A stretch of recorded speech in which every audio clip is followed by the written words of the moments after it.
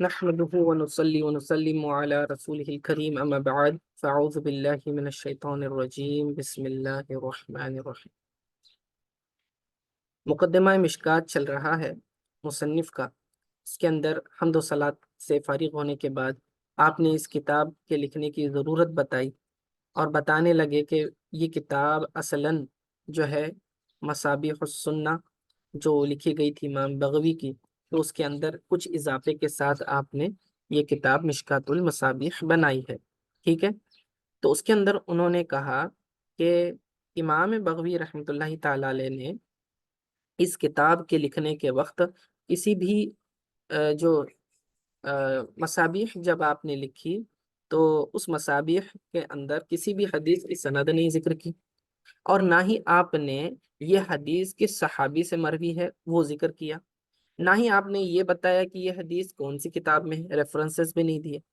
تو اس کی وجہ سے بعض لوگوں سے مراد عوام نہیں بلکہ علماء محدثین، ٹھیک ہے؟ تو محدثین نے کیا کیا، تکلم فیہ بعض النقاد، کرٹکس نے ان کے اوپر تھوڑا کرٹیسزم کیا، تو کہ انہوں نے جو ہے اسناد کو نقل نہیں کیا۔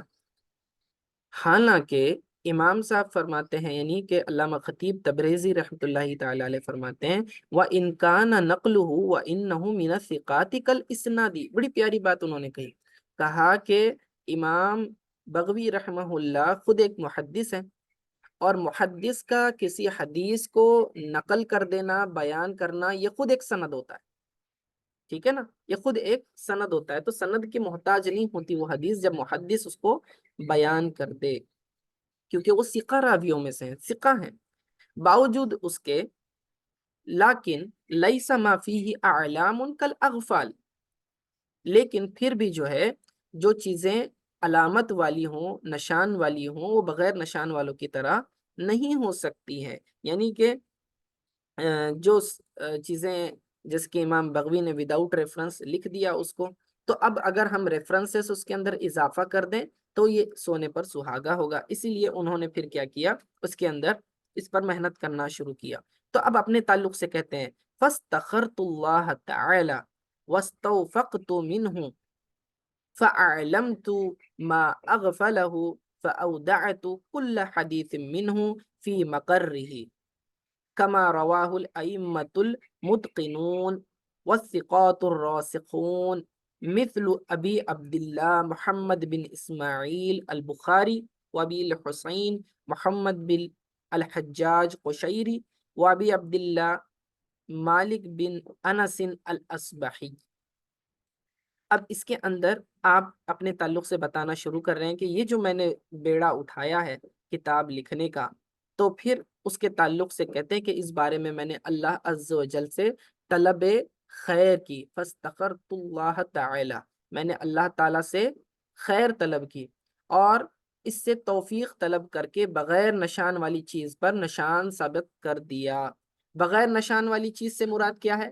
امام بغوی نے جو حدیثیں لائی ہیں بغیر نشان، اس کو کہہ رہے ہیں، یعنی اس کے اندر ریفرنسز نہیں تھے، تو میں نے ان پر نشان لگا دیا۔ نشان لگانے کا ان کا سٹائل کیا ہے، انہوں نے کیا کیا ہے، سند نقل نہیں کی، حدیث کی سند انہوں نے بھی نقل نہیں کی، علامہ خطیب تبریزی نے، صرف وہ حدیث کی صحابی سے مروی ہے، اس صحابی کا نام لکھ دیا، اور ساتھ ہی اس کتاب کا نام لکھ دیا کہ جس کتاب میں یہ حدیث موجود ہے، گویا کہ ان کا ایسا کر دینا سند کو نقل کر دینے جیسا ہے، ٹھیک ہے نا؟ کیوں؟ کیونکہ جس کو اگر تفصیل سے یہ حدیث دیکھنا ہے، اس کی سند دیکھنا ہے، تو وہ جا کر اوریجنل کتاب میں جا کے دیکھے، سورسز کو تلاش کرے، ٹھیک ہے؟ جیسے کہ کوئی ایک حدیث لکھی ہوئی ہے، تو یہ جیسے کہ انما الاعمال بالنیات کی حدیث ہے، تو اب وہ کس سے مروی ہے؟ حضرت عمر رضی اللہ تعالیٰ عنہ سے، تو عمر رضی اللہ تعالیٰ عنہ کا نام لکھیں گے، باقی مشائخین جن سے وہ حدیث آئی ہے وہ نہیں لکھیں گے، ڈائریکٹلی عمر رضی اللہ تعالیٰ عنہ کا نام لکھیں گے، اور آخر میں جو ہے بتا دیں گے کہ یہ بخاری اور مسلم میں ہے۔ اب اس کی جو پوری سند ہوگی امام بخاری تک یا امام مسلم تک، وہ پوری جو ہے آپ کو اوریجنل کتاب میں مل جائے گی، گویا کہ آپ کا ریفرنس دے دینا حدیث کی سند نقل کر دینے کے برابر ہے۔ تو اسی لیے انہوں نے کہا کہ میں نے بغیر نشان والی چیز کو نشان لگا دیا۔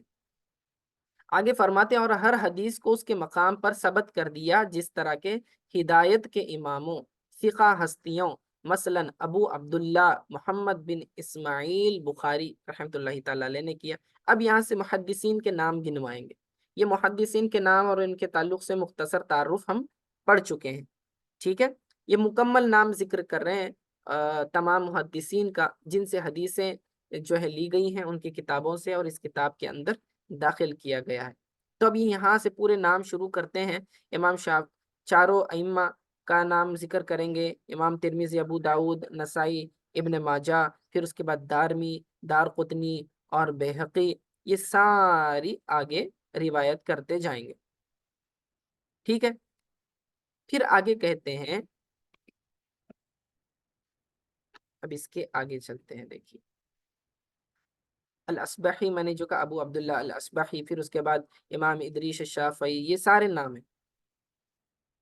چلیے برکت کے لیے اس کو پڑھتے جائیں گے۔ وابی عبداللہ محمد بن ادریس الشافعی، وابی عبداللہ احمد بن محمد بن حنبل الشیبانی، وابی عیسیٰ محمد بن عیسیٰ الترمذی، و ابو داود، ابی داود سلیمان بن الاشعث السجستانی، وابی عبد الرحمن احمد بن شعیب النسائی، وابی عبداللہ محمد بن یزید بن ماجہ القزوینی، ٹھیک ہے۔ وابی محمد عبداللہ بن عبد الرحمن الدارمی، ابی الحسن علی بن عمر الدارقطنی، وابی بکر احمد بن الحسین البیہقی، وابی الحسن رزین بن معاویہ العبدری وغیرہم، اور اس کے علاوہ بھی، ٹھیک ہے۔ تو یہاں تک انہوں نے محدثین کے نام نقل کیے۔ وہ قلیلا ما ہوا، اور یہ بہت قلیل ہے، فرمایا وَإِنِّي إِذَا نَسَبْتُ الْحَدِيثَ إِلَيْهِمْ كَأَنِّي أَسْنَدْتُ إِلَى النَّبِيِّ صلی اللہ علیہ وسلم۔ وہ کہہ رہے ہیں کہ اگر میں نے کہیں بھی ان کی طرف کوئی حدیث منسوب کر دی ہے تو گویا کہ میں نے اس کی مکمل سند رسول اللہ صلی اللہ علیہ وسلم تک بیان کر دی۔ لِأَنَّهُمْ قَدْ فَرَغُوا مِنْهُ، اس لیے کہ انہوں نے یہ کام پہلے ہی کر دیا ہے، وَأَغْنَوْنَ عَنْهُ، اور ہمیں جو ہے اس سے بے نیاز کر دیا۔ وَسَرَدْتُ الْكُتُوبَ وَالْأَبْوَابَ كَمَا سَرَدَهَا وَاقْتَفَيْتُ أَثَرَهُ فِيهَا وَقَسَّمْتُ كُلَّ بَابٍ غَالِبًا عَلَى فُصُولٍ ثَلَاثَةٍ۔ اب یہاں سے وہ بیان کر رہے ہیں کہ اس کتاب کے اندر چیپٹر کیسے انہوں نے ڈیوائیڈ کیے ہیں، ٹھیک ہے، کس طرح سے حدیث کو لے کر آئے ہیں، کون سی کتاب سے پہلے حدیث لیں گے، کون سی کتاب سے بعد میں حدیث لیں گے، اس کے تعلق سے بیان کر رہے ہیں۔ کہتے ہیں کہ میں نے کتابوں اور اسناد حدیث کو اس طرح نقل کیا ہے جس طرح صاحب مصابی نے بیان کیا، اور اسی سلسلے میں ان کے نقش قدم پر چلا ہوں۔ میں نے اکثر ہر باب کو 3 فصلوں میں تقسیم کر دیا ہے، 3 چیپٹرز، ٹھیک ہے۔ فصل وقسمت کل باب غالباً علی فصول ثلاثہ۔ دیکھیں غالباً لفظ کیوں کہا انہوں نے، اصل میں کیا ہے، ہر مضمون کے نیچے، ہر چیپٹر کے نیچے انہوں نے 3 سب ٹاپکس، 3 کیٹیگریز بنائے ہیں۔ عموماً زیادہ تر ایسے ہی ہے، لیکن کہیں کہیں جو ہے 3 فصل سے زیادہ بھی ہے، ٹھیک ہے۔ تو اسی لیے انہوں نے غالباً کہا، میجورٹی آف ٹائمز۔ اب وہ 3 کون سی کیٹیگریز بنا رہے ہیں، جیسے کہ کتاب الایمان بنا لیا، مین ہیڈنگ ہے کتاب الایمان، ایمان سے متعلق حدیثیں۔ اب اس کے اندر 3 فصلیں لائیں گے، 3 سیکشنز، 3 سیکشنز بنائیں گے کتاب الایمان کے اندر۔ وہ کیسے ہوں گے، دیکھیے اس کے اندر کہاں آ رہی ہے بات، کہتے ہیں کہ اولوہا ما اخرجہ الشیخان، سب سے پہلی قسم وہ ہے کہ جس کے اندر میں نے حدیثیں شیخین سے لی ہیں۔ شیخین سے کون مراد ہے؟ جب علم حدیث میں شیخین کہا جاتا ہے تو اس سے مراد امام بخاری اور امام مسلم ہوتے ہیں، ٹھیک ہے، یاد رکھیں۔ فقہ میں جب شیخین کہا جائے گا تو اس سے مراد امام اعظم ابو حنیفہ رحمۃ اللہ تعالی علیہ اور امام ابو یوسف مراد ہوں گے، یہ بات خیال رکھنا۔ اور جب ہم صحابہ کے اندر شیخین کہتے ہیں تو اس سے کون مراد ہوتے ہیں؟ حضرت ابوبکر صدیق اور حضرت عمر رضی اللہ تعالیٰ عنہ مراد ہوتے ہیں شیخین۔ تو کنٹیکس دیکھا کریں، صرف لفظ شیخین کی وجہ سے آپ جو ہے کنفیوز نہیں ہونا، کس علم کی بات ہو رہی ہے، کس فن کی بات ہو رہی ہے، اس کے اکارڈنگلی اس کا معنی لیا جاتا ہے، ٹھیک ہے۔ تو انہوں نے کہا کہ سب سے پہلے میں کیا کروں گا، حدیث کہاں سے لیتا ہوں؟ شیخین سے لیتا ہوں، جو امام بخاری اور امام مسلم نے اپنی کتابوں میں لکھی ہے، وہ سب سے پہلے حدیث لاؤں گا کسی بھی ٹاپک سے، جیسے کہ کتاب الایمان ہے۔ اب حدیث کی تو بہت ساری کتابیں ہیں، کون سی کتاب سے حدیث پہلے لائیں گے؟ وہ کہتے ہیں کہ میں امام بخاری اور امام مسلم کی حدیث کی کتاب سے پہلے حدیث لکھتا ہوں جو اس ٹاپک سے ریلیونٹ ہوں گی۔ کیوں ایسا کرتے ہیں؟ کیونکہ ان کا مرتبہ بڑا ہے۔ ان کا مرتبہ کیا ہے؟ بڑا ہے۔ بڑا کس اعتبار سے؟ کہ اللہ تعالیٰ نے اسے مقبولیت زیادہ عطا کی ہوئی ہے، اور امت کا اس بات پر اجماع ہے کہ ان کتابوں کے اندر احادیث صحیحہ ہیں، کیونکہ امام بخاری نے اور امام مسلم نے سخت ترین شرائط مقرر کر لی تھی، اور اس کرائٹیریا کے بیسس پہ انہوں نے حدیثوں کو نقل کیا۔ مثال کے طور پر شرائط سے مراد کیا؟ کہ انہوں نے جو کنڈیشنز لگائے تھے کہ میں حدیث لوں گا تو صرف ایسے راوی سے، ایسے آدمی سے حدیث لوں گا کہ جس نے کبھی زندگی میں جھوٹ نہ بولا۔ اب آپ دیکھیں جھوٹ کی قید کتنی بڑی ہے۔ اب بولیں گے کہ یہ ایسی قید ہے کہ زندگی بھر کسی نے جھوٹ نہیں بولا ہو، تو اتنی تحقیق کرنی پڑے گی آپ کو اس آدمی کے بارے میں کہ اس نے زندگی بھر ایک بھی جھوٹ نہیں بولا ہو۔ یعنی کتنا متقی پرہیزگار ہونا چاہیے آدمی۔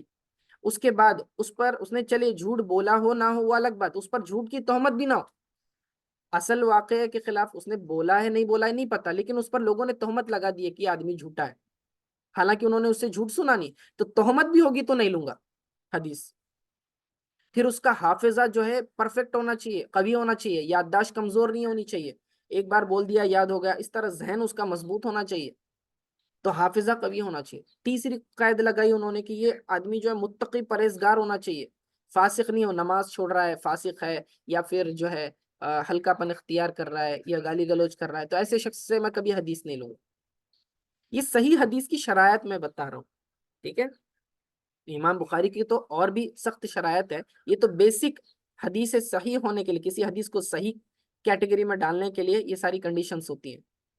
تو راوی کے اوپر کسی قسم کی تہمت نہیں ہونی چاہیے، اس کا حافظہ کمزور نہیں ہونا چاہیے، وہ عادل ہونا چاہیے، ضابط ہونا چاہیے، ٹھیک ہے، متقی پرہیزگار ہونا چاہیے، تب کہیں جا کر اس ایک راوی کو کاؤنٹ کیا جاتا ہے۔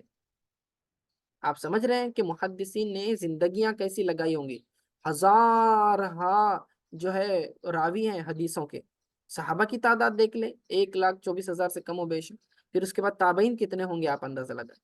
تو حدیث لینے کے معاملے میں یہ لوگ اتنے محتاط تھے کہ ایک ایک کی انڈیویجول پرسنل لائف کی انویسٹیگیشن کرتے تھے اور معلوم کرتے تھے کہ یہ آدمی کیسا تھا، آدمی پر اعتماد ہوا تبھی اس سے حدیث لی ورنہ نہیں لی، ٹھیک ہے؟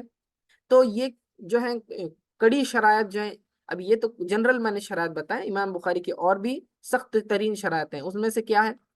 وہ کہتے ہیں کہ یہ راوی جو ہے جب حدیث لینے شیخ سے گیا تھا تو اس کی اور شیخ کی جو ہے ملاقات ثابت ہونی چاہیے، یعنی کوئی ایسا انسیڈنٹ سے ہمیں پتا چلنا چاہیے کہ واقعی یہ آدمی جا کر اس شیخ سے ملا تھا جس سے اس نے حدیث سنی۔ مثال کے طور پر میں کہتا ہوں کہ میں نے میرے شیخ حضرت خواجہ شریف رحمہ اللہ سے حدیث سنی، جو میرے شیخ الحدیث تھے، میں نے یہ کہا، تو اب مجھے یہ ثابت کرنا پڑے گا، یا پھر مجھے جو شخص جس کو میں حدیث بیان کر رہا ہوں وہ میرے پر اعتماد کب کرے گا؟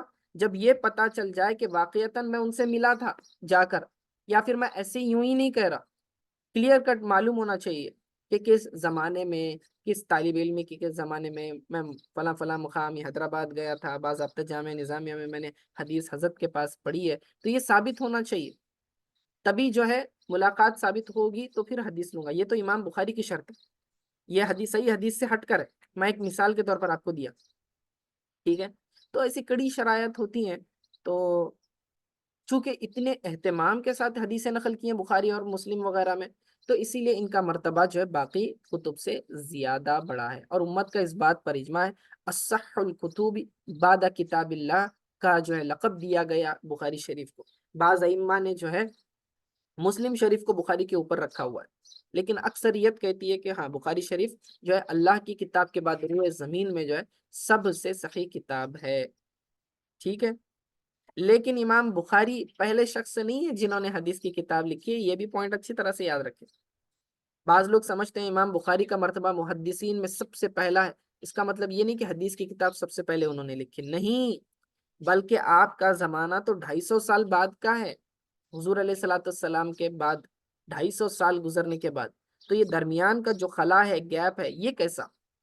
اس کے اندر محدثین تھے، حدیثیں لکھتے بھی تھے، تقریباً 500 کتب لکھی جا چکی تھی امام بخاری سے پہلے، حدیث کی کتابیں 500 کے قریب لکھی جا چکی تھی، اور امام بخاری کی کتاب صحیح سے پہلے امام مالک کی جو موطا ہے نا، اس موطا کو اصح الکتب بعد کتاب اللہ کا درجہ تھا، یعنی لوگ اس کو اصح الکتب کہتے تھے، بخاری آنے کے بعد پھر اس کو اصح الکتب کہنے لگے۔ تو سمجھے آپ، تو یہ جو مغالطہ بعض لوگ دیتے ہیں، کہتے ہیں کہ جو ہے جو حدیث بخاری میں ہوگی ہم اسے ہی مانیں گے، باقی ہم نہیں مانیں گے، یہ بالکل غلطی پر ہے، بالکل جاہل ہیں، علم حدیث سے کچھ بھی پتہ نہیں ہوتا، یہ ایسی بات ہوا میں کر رہے ہوتے ہیں، ٹھیک ہے۔ امام بخاری سے پہلے 500 کتابیں لکھی جا چکی ہیں 250 سال میں، اور محدثین جو ان سے بڑے امام ابن ابی شیبہ ہیں، مصنف ہیں، اوپر کے ہیں، یہ شیوخین ہیں امام بخاری کے، ان کی حدیثیں رد نہیں کر دی جائیں گی، مرتبہ بخاری کا اپنی جگہ، لیکن یہ کہنا کہ بھئی ساری صحیح حدیثیں بخاری میں آ گئی ہیں، اس کے علاوہ کوئی حدیث صحیح ہے ہی نہیں، جو بخاری میں ہم اسے مانیں گے، جو نہیں ہے نہیں مانیں گے، اس طرح نہیں ہوتا۔ امام اعظم اور امام شافعی وغیرہ تو امام بخاری سے پہلے کے ہیں، ائمہ اربعہ، اور انہوں نے تو حدیثیں جمع کر کے اس سے استدلال کر کے مسائل بھی نکال لیے، ٹھیک ہے۔ حدیث نہ ہوتی تو مسائل کیسے نکالتے؟ ہاں، تو ان کے پاس حدیثیں تھی، مسائل نکالے بھی گئے، لکھے بھی گئے، فقہ بھی لکھی گئی، حدیث بھی لکھی گئی۔ امام بخاری کا تو زمانہ بہت بعد کا ہے جب انہوں نے جو ہے یہ کتاب تالیف کی ہوئی ہے، ٹھیک ہے۔ تو اس غلط فہمی میں کبھی نہیں رہنا۔ اچھا، تو کیا بتا رہا تھا میں؟ تو وہ کہتے ہیں کہ ما اخرجہ الشیخان، تم جو شیخین یعنی امام بخاری اور امام مسلم نے روایت کی، میں نے پہلے اپنی کتاب میں درج کیا، پہلی فصل میں جو فرسٹ کیٹیگری انہوں نے بنائی اس کے اندر، وہ احدہما، یا پھر ایسا ہو سکتا ہے کہ اس ٹاپک سے ریلیونٹ حدیث مجھے یا تو بخاری میں ملی یا تو مسلم میں ملی، دونوں میں نہیں تھی۔ پہلی حدیث متفقن علیہ، یعنی بخاری میں بھی تھی مسلم میں بھی تھی، لیکن کبھی ایسا ہوا کہ کوئی حدیث جو ہے بخاری میں ہے مسلم میں نہیں، یا مسلم میں ہے بخاری میں نہیں، تو وہ بھی میں نے لکھ دی ہے اس کے اندر۔ وَاقْتَفَيْتُ بِهِمَا، اور اس پر اکتفا کیا۔ وَإِنِ اشْتَرَكَ فِيهِ الْغَيْرُ لِعُلُوِّ دَرَجَاتِهِمَا فِي الرِّوَايَةِ، کہتے ہیں کہ میں نے ایسا کیوں کیا؟ کیونکہ ان کا درجہ جو ہے روایت میں بڑا ہے۔ پھر آگے کہتے ہیں وَثَانِيهَا، اور جو سیکنڈ کیٹیگری میں نے بتائی، دوسری فصل جو بنائی ہے، ما اوردہ غیرہما من الائمۃ المذکورین، کہتے ہیں کہ جو ائمہ ہیں، کیا؟ ما اوردہ غیرہما من الائمۃ المذکورین، اب کہتے ہیں کہ اب جو سیکنڈ فصل میں نے بنائی اس کے اندر میں نے حدیثیں کہاں سے لی؟ ان محدثین کی کتابوں سے لی جن کا نام ابھی ہم نے ذکر کیا، اوپر جو ذکر کیا انہوں نے، کون کون؟ یعنی سیاہ ستہ کے جو باقی مصنفین ہیں، امام نسائی اور نسائی شریف اور ترمذی، ابن ماجہ، ابو داؤد، ٹھیک ہے، ان میں سے جو ہے آپ نے حدیثیں لی۔ آگے کہتے ہیں وَثَالِثُهَا، اور تیسری جو فصل بنائی ہے اس کے اندر میں نے کیا کیا؟ مَشْتَمَلَ عَلَى مَعْنَى الْبَابِ مِن مُلْحِقَاتٍ مُنَاسِبَةٍ مَعَ مُحَافَظَةٍ عَلَى الشَّرِيطَةِ وَإِنْ كَانُوا مَأْثُورًا عَنِ السَّلَفِ وَالْخَلَفِ ثُمَّ إِنَّكَ إِنْ فَقَدْتَ حَدِيثًا فِي بَابٍ فَذَلِكَ عَنْ تَقْرِيرٍ أُسْقِطُهُ، ٹھیک ہے۔ اب اس کے آگے اب وہ کیا بیان کر رہے ہیں اس کو سمجھنے کی کوشش کریں۔ تیسری فصل وہ احادیث منقول ہیں جو عنوان باب پر مشتمل ہیں اور ان سے مناسب تعلق رکھتی ہیں اور مذکورہ شرائط کے مطابق ہیں، اگرچہ کہ وہ صحابی یا کسی تابعی سے نقل کی گئی۔ تو انہوں نے کیا کیا؟ ایک ہی ٹاپک ہے، اس سے ریلیونٹ حدیثیں بہت ساری حدیث کی کتابوں میں، سب سے پہلے امام بخاری مسلم کی لا لیے، پھر اس کے بعد باقی سیاہ ستہ کے مصنفین سے لے لیے، پھر تیسری فصل میں جو دوسرے ائمہ محدثین ہیں ان سے وہ حدیث لاتے ہیں، شرط وہی رکھتے ہیں کہ وہ جو ہے مضمون سے متعلق ہونی چاہیے، ٹھیک ہے، اگرچہ کہ وہ صحابی یا کسی تابعی سے نقل کی گئی ہو، یعنی کہ موقوف مقطوع روایت بھی ہوگی تو لے کے آتے۔ اگر کسی باب میں کوئی حدیث نہ ملے تو یہ سمجھا جائے گا کہ میں نے اس کو تکرار کی وجہ سے حذف کیا، ٹھیک ہے۔ مثال مطلب یہ ہوا کہ اصل کتاب جو مصابیح تھی اس میں مثال کے طور پر کوئی حدیث تھی، اور بعد میں جو ہے کوئی مضمون تھا، میں نے اس کی جگہ خالی جگہ چھوڑ دی ہوئی ہے، ایسا میں نے کیوں کیا؟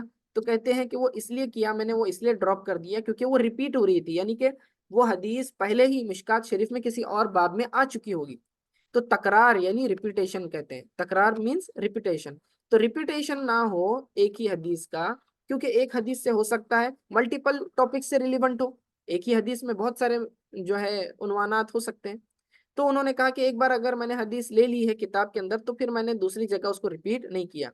ایسا امام بخاری مسلم وغیرہ نہیں کرتے، ایک ایک حدیث 6 7 مرتبہ بھی ریپیٹ ہوتی ہے امام بخاری کے یہاں، ٹھیک ہے نا، تو جو ہے تکرار اور بغیر تکرار کے اسی لیے جو کاؤنٹ فرق پڑ جاتا ہے۔ مشکات شریف کی خاصیت میں سے ایک یہ ہے کہ اس کے اندر ریپیٹیشنز نہیں ہے، یہ ایک بڑی اچھی بات ہے، ٹھیک ہے۔ اور اگر کسی حدیث کوئی حدیث ایسی ملے جس کا بعض حصہ اختصار کی وجہ سے ترک کیا گیا ہے یا بقیہ حدیث کا اضافہ کیا گیا ہے، تو ایسی مناسب اہتمام کی وجہ سے ہے جس کی وجہ سے ترک و اضافہ۔ اب یہ کہتے ہیں کہ بعض اوقات آپ کو مسابی میں کوئی حدیث بہت لمبی تھی لیکن میں نے اس کو شارٹ میں لکھ دیا، ایسا کیوں کیا؟ کہتے ہیں کہ وہ حدیث کا اتنا ہی مضمون جو ریلیونٹ تھا ٹاپک سے میں نے وہ رکھا ہے، باقی کا ضرورت نہیں تھی تو ہٹا دیا۔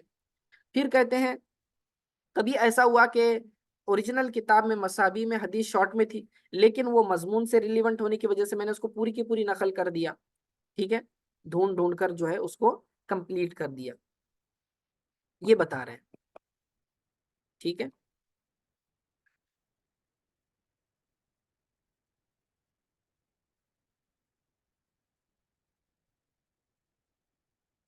ٹھیک ہے، او مضموما الیہ تمامہ، یہاں نیچے کی طرف آئے، دیکھیے یہاں سے او مضموما الیہ تمامہ،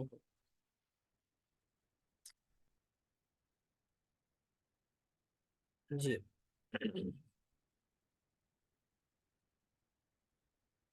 او مضموما الیہ تمامہ فعن دائی اہتمام اترکہ والحقہ وان عثرت على اختلاف في الفصلين من ذكر غير الشيخين في الأول وذكرهما في الثاني فاعلم أني بعد تتبع كتابي الجمع بين الصحيحين للحميدي وجامع الأصول اعتمدت على صحيحي الشيخين ومتنيهما۔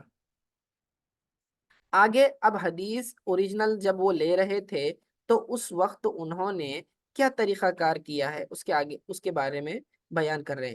کہتے ہیں کہ اگر دونوں فصلوں میں طریقہ کار سے اختلاف معلوم ہو کہ شیخین کے علاوہ دوسرے محدثین کی احادیث فصل اول میں آ گئی ہیں، کیونکہ انہوں نے پہلے کیا کہا کہ میں جو فصل اول لاؤں گا فرسٹ کیٹیگری اس کے اندر میں کیا کروں گا، شیخین سے حدیث لوں گا، لیکن اگر شیخین کے علاوہ کوئی حدیث اگر اس کے اندر آ گئی ہے فصل اول کے اندر فرسٹ کیٹیگری کے اندر تو وہ کیا کہتے ہیں، اور شیخین کی روایت کردہ فصل ثانی میں ہے، یعنی کہ شیخین کی حدیث جو ہے سیکنڈ کیٹیگری میں چلی گئی اور شیخین کے علاوہ کی فرسٹ میں آ گئی، تو مطالعہ کرنے والوں کو معلوم ہو کہ میں نے اس سلسلے میں امام حمیدی کی جمع بین الصحیحین اور جامع الاصول اور جو ہے طریقہ تخریج حدیث کے بعد شیخین کی صحیحین کے متون پر اعتماد کیا ہوا ہے۔ یہ کیا بتا رہے ہیں؟ کہتے ہیں کہ دیکھیے امام بخاری اور امام مسلم نے کتابیں تو اپنی لکھی ہی لکھی، لیکن ایک اور مصنف ہے امام حمیدی، انہوں نے کیا کر دیا، امام بخاری اور امام مسلم دونوں کی حدیثوں کو ایک ہی کتاب میں جمع کر دیا، اس کا نام دے دیا جمع بین الصحیحین، امام حمیدی نے یہ کیا، اور جامع الاصول بھی کتاب ان کے سامنے تھی، تو تخریج کے ٹائم پر، تو ریفرنس کے ٹائم پر، تو اس وقت جو ہے وہ کہتے ہیں کہ میں نے شیخین کی صحیحین کے متون پر اعتماد کیا ہے۔ اگر متن حدیث میں اختلاف نظر آئے تو اس کی وجہ حدیث کی مختلف اسناد ہے، ٹھیک ہے، لیکن شاید میں اصل متن حدیث پر مطلع نہ ہو سکا جس کو مصنف نے نقل کیا ہے۔ اب بہت اچھی بات کر رہے ہیں یہاں پر، کیا کہہ رہے ہیں کہ وَإِن رَأَيْتَ اخْتِلَافًا فِي نَفْسِ الْحَدِيثِ فَذَلِكَ مِن تَشَعُّبِ طُرُقِ الْأَحَادِيثِ۔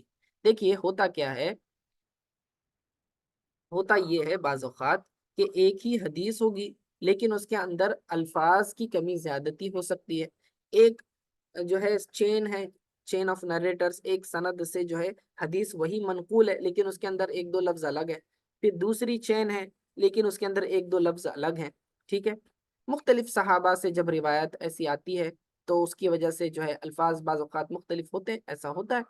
تو کہتے ہیں کہ آپ کو اگر نظر آئے کہ مساوی میں ایک حدیث ہے، اس کے اندر الفاظ تھوڑے ڈیفرنٹ ہیں، اور مشکات میں آپ کو جو ہے تھوڑے سے الگ لگ رہے ہیں، تو اس کی وجہ کیا ہے؟ کہتے ہیں کہ اس کی وجہ یہ ہے کہ مجھے جس سند سے وہ حدیث ملی میں نے وہ لکھی، اور امام بغوی رحمۃ اللہ تعالیٰ علیہ نے ان کی سند سے وہ حدیث لکھی ہوئی تھی۔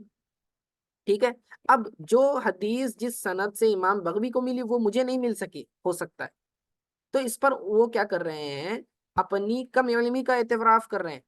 کہتے ہیں کہ فَإِذَا وَقَفْتَ عَلَيْهِ فَالنِّسْبِ الْقُصُورَ إِلَيَّ لِقِلَّةِ الدِّرَایَةِ۔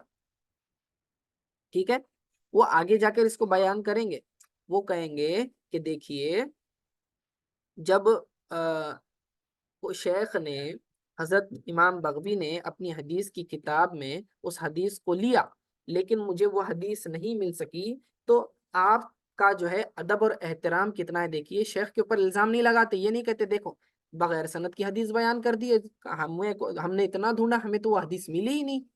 ٹھیک ہے، امام بغوی نے کیسا اپنی کتاب میں لکھ دیا؟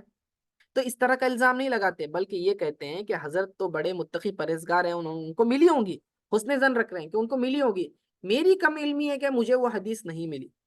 کیسا ادب اور احترام ہے دیکھیے محدثین کا۔ اور آج کے زمانے میں لوگوں کا رویہ کیسا ہے کہ جب کوئی حدیث امام صاحب کا کوئی قول نظر آتا ہے، امام اعظم ابو حنیفہ کوئی مسئلہ نظر آتا ہے اور کہتے ہیں کہ دیکھیں اس کے خلاف ان کو کوئی حدیث مل جاتی ہے، کہتے ہیں امام صاحب نے تو جو ہے حدیث کے خلاف مسئلہ بیان کیا ہوا ہے، قیاس کو ترجیح دیتے ہیں، حدیث کو پریفرنس نہیں دیتے، تو یہ ان کی کم علمی ہے، یاد رکھیں۔ اور ہمارے پہلے کے محدثین ایسا نہیں کرتے تھے، بلکہ وہ کہتے تھے، اعتراف کرتے تھے کہ ہو سکتا ہے امام اعظم ابو حنیفہ رحمہ اللہ کو وہ حدیث ملی جس سے انہوں نے استدلال کیا، لیکن ہماری کم علمی ہے کہ ہمیں وہ حدیث نہیں مل سکی۔ تو اس سے الزام امام صاحب پر نہیں آتا، کہتے ہیں امام صاحب نے جو مسئلہ اخذ کیا ہے اس کی حدیث بتاؤ بخاری میں کہاں ہے، رفع یدین نہیں کرنا ہے بتاؤ بخاری ہمیں کہاں ہے۔ اب امام بخاری تو 250 سال کے بعد کے ہیں، امام اعظم کا زمانہ پہلے کا ہے، آپ نے حدیث بھی پڑھی ہے تو امام بخاری سے پہلے پڑھی ہے، اور امام ابو حنیفہ رحمہ اللہ کے سٹوڈنٹس امام بخاری کے ٹیچرز ہیں، ٹھیک ہے نا، آپ سمجھے؟ تو امام بخاری تک جو حدیثیں پہنچ رہی ہے یہ امام اعظم ابو حنیفہ کے اساتذہ ان کے سٹوڈنٹ سے پہنچ رہی ہے، یہ انہی کا صدقہ ہے۔ اور بعد والے لوگ کیا کہتے ہیں؟ دیکھیے امام صاحب کو جو ہے حدیث ہی نہیں معلوم تھی، اس لیے انہوں نے اس طرح کا مسئلہ بیان کیا، حالانکہ یہ بات نہیں ہوتی۔ ٹھیک ہے، تو بہرکیف بات طویل ہو رہی ہے، ابھی ہم ختم کر لیتے ہیں آج کا اتنا ہی، اور مقدمہ بہت ہی مختصر رہ گیا ہے، انشاءاللہ اس کو ختم کر کے پھر پہلی حدیث کی ابتدا کریں گے کل مبارک دن جمعہ سے انشاءاللہ۔ چلیے، وصلی اللہ تعالی علی خیر خلق محمد و آلہ وصحبہ اجمعین برحمتک یا ارحم الراحمین۔